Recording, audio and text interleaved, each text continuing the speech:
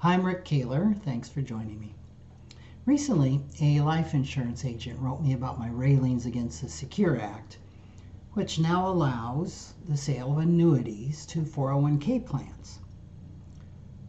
The difference here is he politely and accurately noted my unfavorable opinion toward annuities, and by extension, insurance sales reps that sell them. He suggested that my attacks on annuities may be too broad.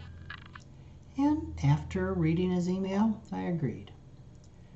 What I advise against are variable, index, and other similar annuities that pay high commissions, have high surrender charges, and have high annual fees.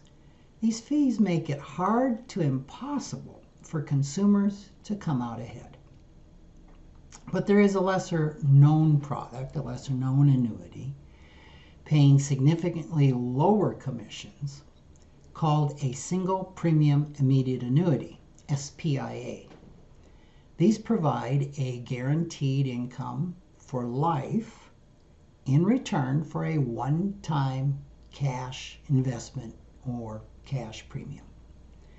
For that one-time premium, say one of $120,000, one company will provide a 65-year-old woman with an annual lifetime income of $8,040.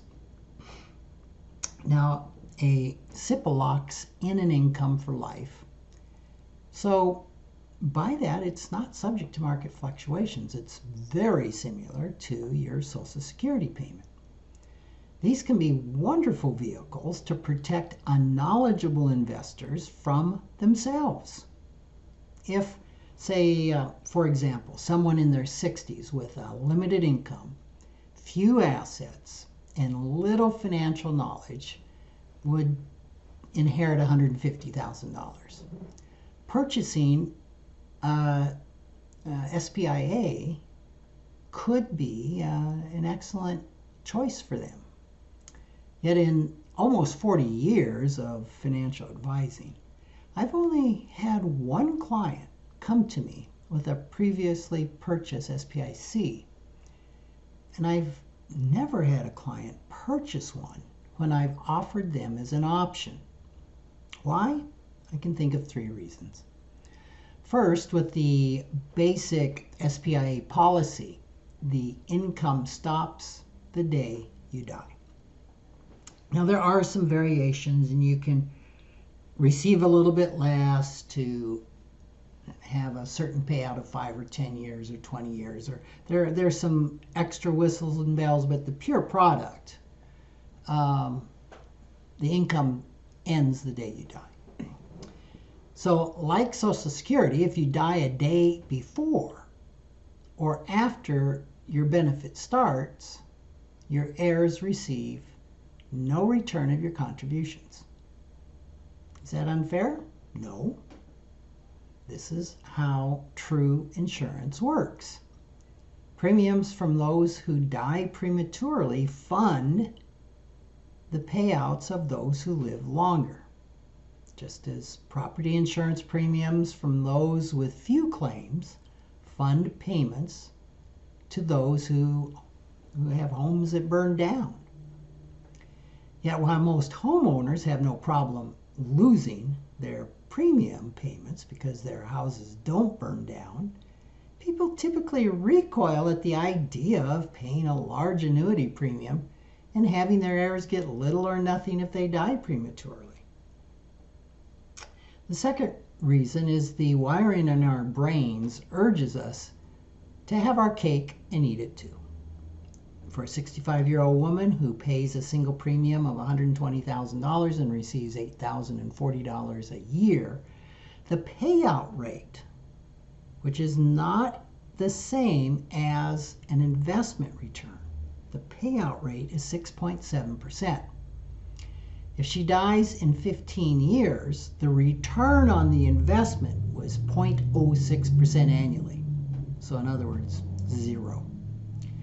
If she lives 30 years, it's 5.26%, which would be what I would hope to earn on, say, a 60-40 diversified portfolio. According to the mortality tables, she will probably live 20 years, which would give her a probable annual return of 2.97%. If she invested $120,000 in a diversified portfolio like the Vanguard Managed Payout Fund, like I said, it's historically probable to project that over 15 to 30 years she would earn around 5% after all costs. If she withdrew the $8,040 a year from that fund, and if she was earning 5%, she would have over $83,000 left for her heirs after 15 years, and over $52,000 over 20 years.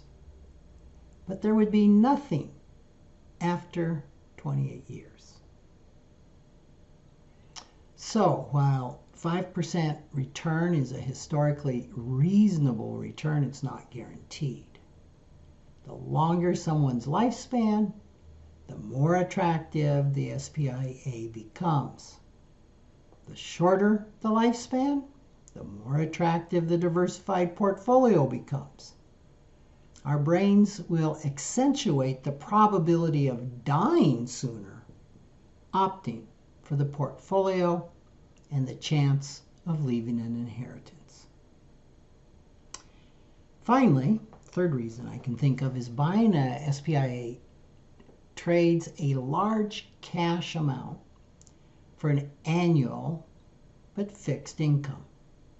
Someone may feel more comfortable with investment options that leave them ownership of and access to their principal. For example, what happens if I have an emergency come up, especially a medical need? Once you purchase the SPIC or SPIA, I mean, you can't dip into it. It's gone. Where if you had a portfolio there, you could access it. Of course, you're going to shorten the period of time that you're going to be able to draw on that to the tune of the amount you withdraw or access.